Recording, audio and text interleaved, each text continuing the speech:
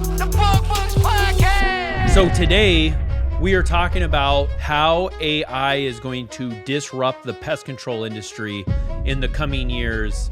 And I'm going to talk about some ways that it's not going to disrupt the pest control industry. AI is going to make it so that we know the exact probability of a particular house in a particular geo having a particular ant infestation in their kitchen on April 15th. The way that we use that to our advantage is we're changing a little bit from a reactive pest control service to a proactive pest control service. So we're using it on two fronts. We're using it to retain customers by getting ahead of issues, showing our value to them.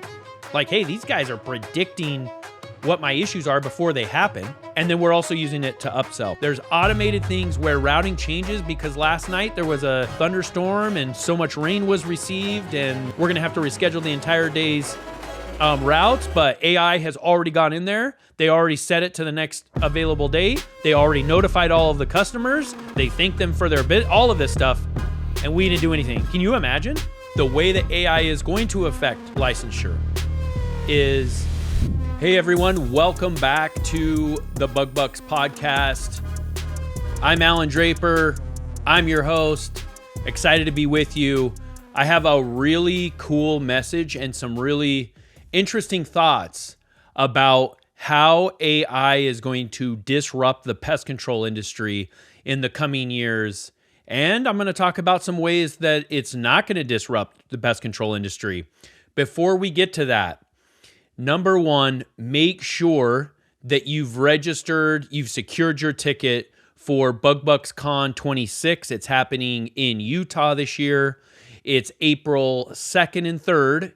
The evening, April 2nd, that's just for VIP guests. My guess is by the time this episode rolls out, that the VIP slots that were limited, those will all be full. But don't miss your opportunity to come the next day to the full day conference. We have a great speaker lineup that we're going to be rolling out in the coming weeks. And possibly by the time this launches, we've already rolled out a speaker or two. We're going to mix it up this year and do some different interactive events where I think we're going to do table assignments. So you sit with people that you're assigned to sit by, which is good because what we're trying to do is we're trying to help you make new connections. We're going to have events throughout the day where you just speak with the members of your table. You get to know them. You help them solve problems. They help you solve problems. Anyway, it's going to be an incredible event. It's there's early bird pricing. I think it's through the end of February, but I'm not sure. I need to check with Jordan on that. But there is early bird pricing. It's still cheap. I think it's less than $200 with the early bird, and then less than $250 for if you register after that expires. So make sure that you don't miss it. Our venue, it's not that big. We filled up last time. My guess is we're going to fill up again. And eventually we'll just continue to get bigger and bigger venues. This is a bigger venue than we had last year, but we're still limited on the number of attendees and vendors that can show up. So make sure that you jump on board with that if you haven't yet. Also, make sure that you check out Bug Bux Plus. Go to bugbuxplus.com. In the coming months, we're going to be changing it all up. We're mixing it up, and we're focusing on people that are at the early stages of starting their pest control companies. And to be honest with you, I think all of us in some aspects are at the early stages, whether it's marketing, whether we're struggling with our financial statements, whether we're trying to build relationship with vendors. We're going to be covering all these topics, and we're going to be switching to a different platform. Lots of big changes coming up, so make sure to check out Bug Bux Plus. So today, we are talking about the ways that AI is going to disrupt pest control. And this came to me because yesterday I was speaking with one of my law firm partners, and we were talking about an active case that we have going on with him. And then right at the end, he switched and he said, "Hey, Allan, what do you think that AI is going to do to the legal field?" And he and I had this really good conversation. He's one of the smartest people that I've ever met. I went to law school with him, and then he became my law firm partner. And he still practices law daily and manages the firm, and I'm more hands-off. But it got me thinking, what about pest control? And so I put together some thoughts, and the very first thing, in full disclosure, that I did was I went to chat, and I asked chat, hey, how is AI going to disrupt pest control? And there's some things that I agree with, and there's some things that I don't. I'm gonna preface this by saying that I was speaking with somebody recently, and they were telling me that they're buying a pest control company, and it's not a huge one. I think it's a couple of routes, or maybe even less than that, 1 or 2 routes, and it's mostly, it's a mom and pop shop situation. And they told me that they don't have a ton of data about the customers because it's all done with paper invoicing. And so as I was preparing a few notes for today, I was thinking there's always going to be space for that. And we're going to get into why that type of company, one that in today's day and age, February of 2026, they're still using paper and pen, but they somehow survive. I'm not saying they're thriving, and I'm not saying this is ideal. I'm saying there's a space for them, and we're going to talk about how that is analogous to AI, right? So AI is technology, and using a CRM, field routes, a pest pack, whatever, that's technology. And so we're going to talk about how to add those things to bolster your business. But keep that in mind. There's still going to be people around in 10, 20 years that I don't know if they'll still be using pen and paper then, and routing just by calling people up with, and getting them scheduled. But there's definitely going to be companies that are still around that aren't implementing AI in any way, shape, or form. So while AI is going to disrupt or affect pest control, the pest control industry, I don't think it's just going to block everybody out that's not using it. If that were the case, then I feel like the CRM, which is a huge tool, would have already. But I'm a blue collar guy, so I could definitely be wrong about that. So, but that's the context that we're viewing this from, is how is pest control going to change the industry, not necessarily freeze you out as a PCO. So let's go with number 1.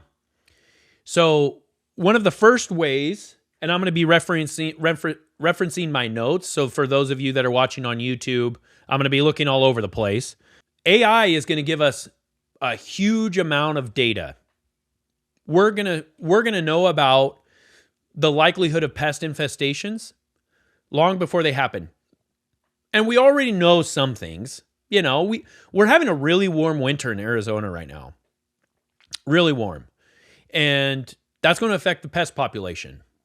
Hasn't been a lot of moisture though. That's also going to affect the pest population. So we already have these keys. AI is going to take that to another level. AI is going to make it so that we know the exact probability of a particular house in a particular geo having a particular ant infestation in their kitchen on April 15th. In terms of how that affects the industry, and what AI is doing is they're just taking information, right? They're taking biological information about the pest, they're taking geographical information about the area, they're taking weather information, they're taking historical data about pest control activity online, web searches, everything, and just clumping it all into one and giving us a probability. So the way that we use that to our advantage is we're changing a little bit from a reactive pest control service to a proactive pest control service. And we already are doing that to some extent. Most of us are doing recurring revenue. where, hey, you have the program. What you're paying for isn't necessarily an hour treatment. You're paying for the peace of mind, the protection that if something happens, will be out there, no extra cost to you, right? Monthly billing is the highest form of that that we currently have access to. We're going to take that one step further when we have this data. And what we're going to be doing is we're going to be scheduling those reservices, or potentially even better. And I'm just thinking of this on the fly.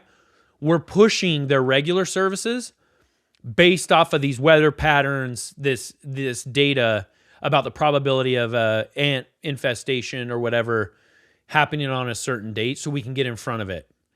And not only that, we're communicating with the customer about it. Hey, there's a 96% chance that you have an increase of ant activity in your house and potentially in your kitchen. The week of April 9th, what we're going to do is we're going to come out and treat your home, and we'd like to get inside and put some traps or something in the kitchen before that happens. And this helps in two ways. One, it helps on the customer service / retention side. Then this also helps on the upsell and the new sell side. So we can use this information for maybe past customers. Hey, we received this data that your neighbors are going to be having whatever chance of ant infestation. That's a popular Easter time or whatever. Celebration time, maybe it's closer to graduation or whatever the event is, the time of year. We want to make sure that when you have guests coming over for Easter or you're having Easter dinner, that you're not dealing with these ants in your kitchen. We have this special offer, blah, blah, blah, blah, right? So we're using it on two fronts. We're using it to retain customers by getting ahead of issues, showing our value to them. Like, hey, these guys are predicting what my issues are before they happen. And then we're also using it to upsell. We're going to take a quick moment to highlight one of the premier sponsors of the Bug Bux Plus platform. Are you struggling to find reliable, high-performing employees without breaking the bank? Let's be real. Hiring office staff is hard. But what if you could hire someone better than your in-house team for a third of the cost? That's why smart business owners are turning to Focus Virtual Assistants. Their VAs are trained, vetted, and ready to work today, and they cost a third of what you'd pay a domestic hire. We're talking top-tier talent, handling admin, sales, customer service, you name it. Focus Virtual Assistants also offers month-to-month agreements, so you can hire top-tier talent for either short-term projects or long-term support. Focus on what you do best and let them take care of the rest. Build, scale, and grow with Focus Virtual Assistants. To learn more about how they can take your company to the next level, DM the phrase Virtual Assistants to the Bug Bux Facebook page, and remember to ask about special discounts for Bug Bux Facebook members and Bug Bux Plus subscribers. Now back to the Bug Bux Podcast. All right, number 2. So, and I have a list. I'm realizing I'm 10 minutes into this. I'm going to have to do a second episode because there's no way I'm going to get through everything today. So I'm going to cut my list of 8 reasons that AI, or 8 ways AI is going to impact the pest control industry, disrupt it. And I'm going to cut that in half or so, and then we're going to do a version 2 at some point. Number 2 is the smart traps and monitoring. We're seeing that already. There's pest identification tools. There's cameras that are counting.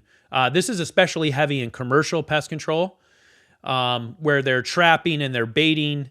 And so there's technology within the pest control industry that is applying AI to make our jobs easier. This is especially happening in wildlife. We're using cameras so that we don't have to check the cages and the traps every so often, because we can see that. And I know there's regulation around that. So the technology within the pest control industry is getting better. It's more expensive on the product side. It's less expensive on the labor side. So it's alleviating some of that labor. We're seeing some of that stuff. Number 3, I already talked about it a little bit, but we're able to identify pests better. We use technology. It tells us immediately what it is. And I'm going to tell you how that affects the labor market for pest control as we kind of get to the last of these impacts.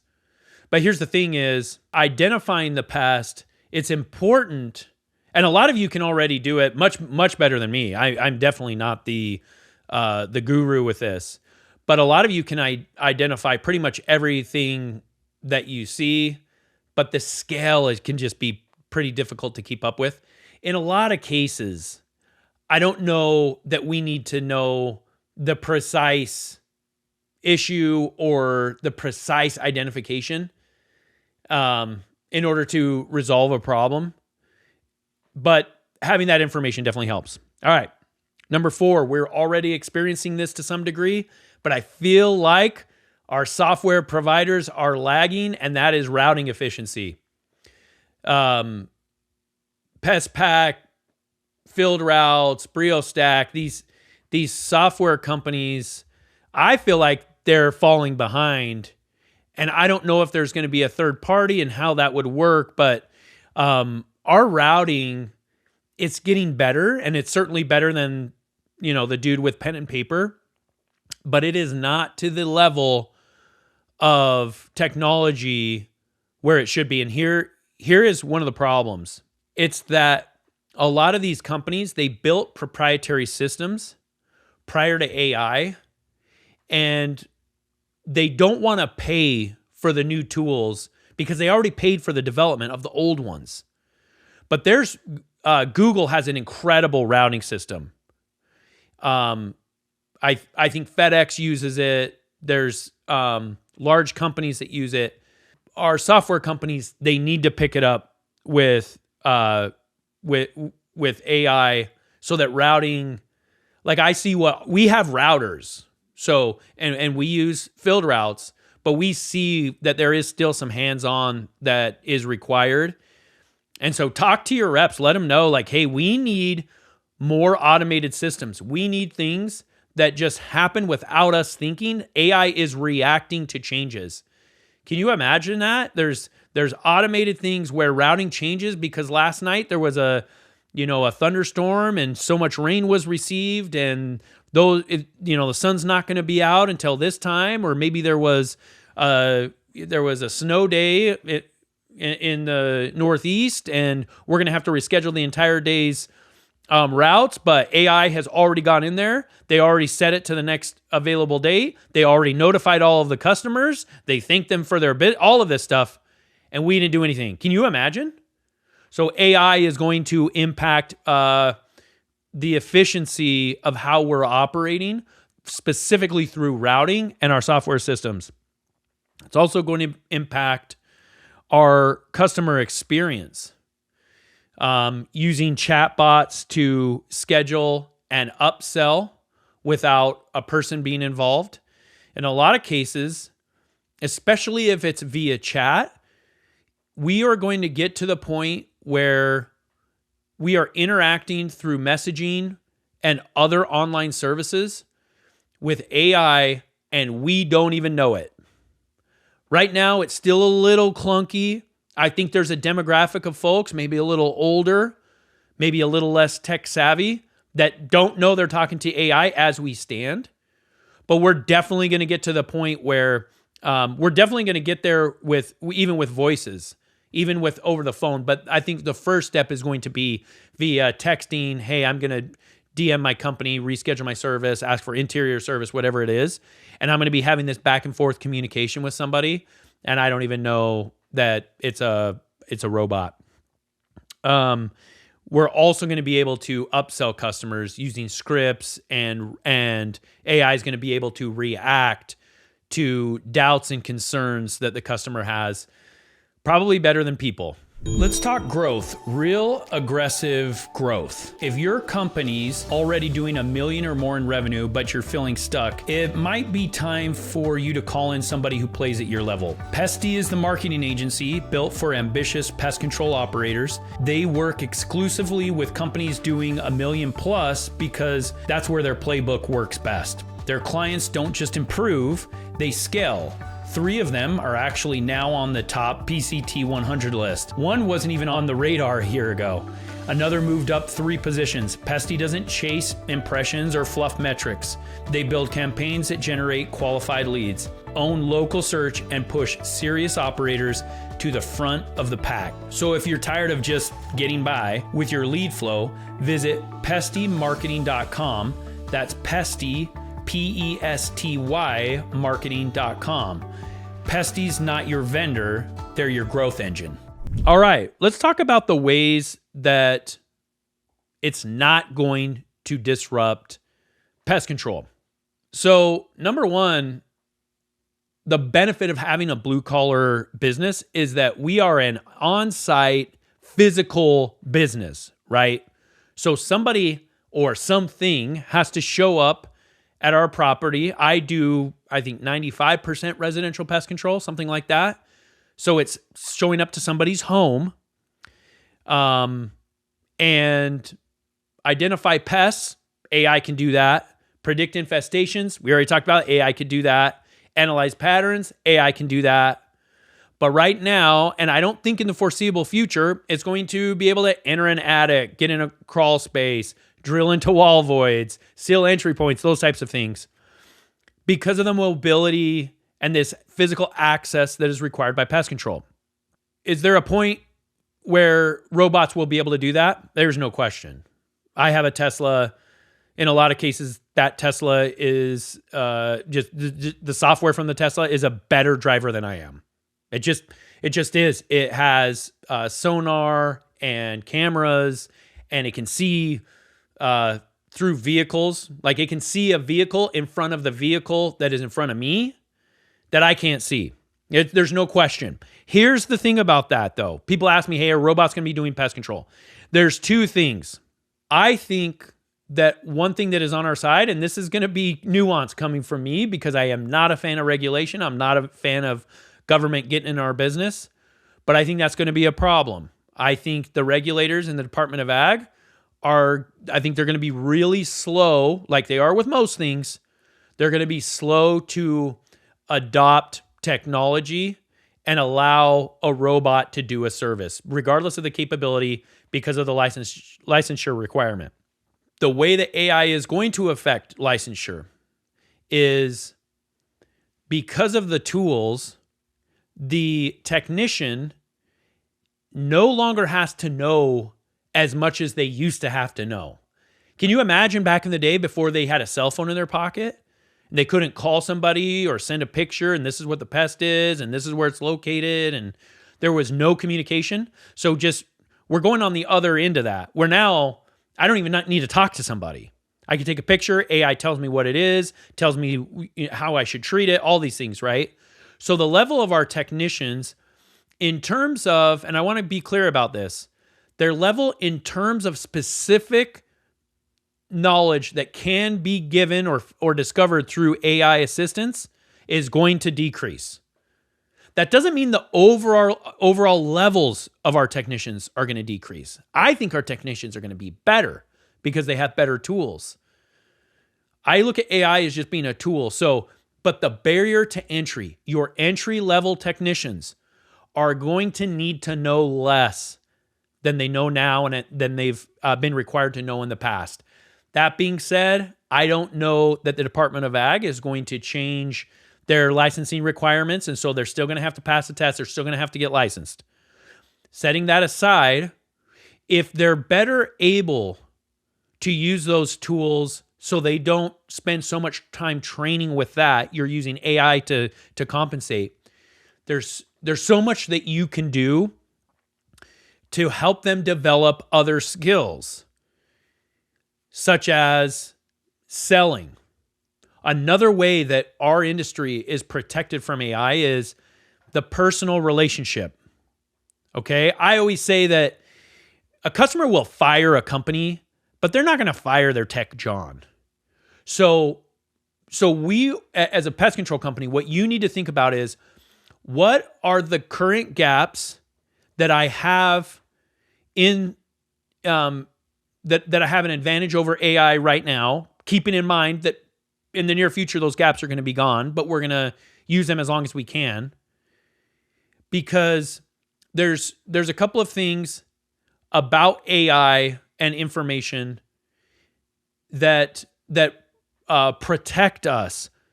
One is our industry is not really targeted by technology, and it's because a lot of times margins are thin, it's labor heavy. And so the industries that are going to get hit really hard with AI, replacing labor and replacing resources across the board, are those that have really high margins and really high ticket values. So think about it. One of the first things that AI did is it replaced coders, or it's attempting to. So the other thing that we need to do is we need to build those relationships and build a brand. Branding is going to become more and more, it's already happening. It's happening with how search is changing right now. And Matt Rogers at Lizard will be the first one to tell you that branding is becoming more and more important in the search algorithm, even for paid ads. So we're going to want to continue to work on those relationships, training those technicians on, building relationships, those social and those interactive skills, and continue to protect that customer base. Here's the other thing, is that AI is really going to help with the do-it-yourselfers. They are. And if you're targeting do-it-yourselfers, I might back away from that a little bit. Luckily, we've never done that. We've always gone after high-dollar clients, people that they're certainly smart enough to take care of a lot of these things on their own. They just don't want to do it. Their time is valued more than just paying somebody to do it. So continue to target those people. Those people, they love others who really know their stuff, integrating AI to predict pest activity or potential issues, and people that have a brand and have built a relationship with them. Your good customers during this evolution with AI, they're going to become better. They're going to be less likely to cancel. Your bad customers, the ones that they're having a tough time, paying the bug guy, or they, now it's time for them to just do it on their own. They're going to take those opportunities. The people that they're buying the subscription, right? Where people just mail them, those companies mail them monthly or quarterly pesticides, and they just do it themselves. So think about that also. How is my demographic going to change as AI and information becomes more readily available? Back in the day, people, didn't know the difference between an ant and a termite. It's not hard for them to figure that out anymore. People can figure it out very quickly. So protect what you can protect, because the information, the specifics, that's no longer available. Find ways to win in the margins. Do those things that are a luxury. Getting those top tier clients, you're doing those things that they can't, just reaching those high eaves or inspecting that attic. It makes it a little more difficult for them to do on their own or do with AI. So, those are my thoughts. We're going to do a V2 of this. And by the way, this is me spitballing. This is me taking some stuff that I read on chat and trying to connect the dots, knowing what I know about pest control and business generally, but continue to develop those relationships, shy away from people just getting at you, trying to save every dollar with you. Keep them for now. Just know that there's going to be a point in time where they can get chemicals or get traps or get equipment that do it for them, because that day's coming. But the cool thing is that we are going to have a protected segment of the market. We're still going to have the folks that in 2050 are doing the equivalent of routing by calling them manually and pen and paper. Those people they're still going to find a niche, because their aunt's not going to cancel. The pastor in their church isn't going to cancel them for the robots, right? So your competitors, think of it like this. This is the thought I'm going to leave you with. Your competitors are not the AI. Your competitors, if you are using the AI, are the ones who aren't using it. So, and if you're on the flip side of that, if you're the ones that haven't started introducing AI, your competitors are the ones that are using it. They're not the robots coming out to kill bugs. I think we're a long way away from that. I don't know that Elon Musk and Jeff Bezos are interested in killing bugs. I think they're more interested in shooting rockets into outer space and whatever else. So keep that in mind. Keep fighting the good fight. There's a lot of longevity left in this industry. It's not going anywhere. I always say that we're just above the janitors on the sexiness scale of our industry. And right now, that's boding really well for us. And what's going to happen is these private equity companies and these valuations, I think they're going to go up, not in the short term, but in the long term, because that money is having a hard time finding where to go without AI replacing jobs and driving valuations down in those sectors. So, hey, thanks for the ear. Let me know what you think. Go to Facebook, and if you haven't joined our group, do so. Go to Facebook, type in BUG, and join our Facebook group. We're over 5,300 strong. It's the most active, most ongoing conversations in the pest control world. And we'll catch you next time. Thank you so much for listening to the Bug Bux Podcast. If you enjoyed today's episode, please show your support by subscribing and leaving us an honest 5-star rating and review on Apple Podcasts or wherever you listen to podcasts. Thank you, and we'll catch you on the next episode.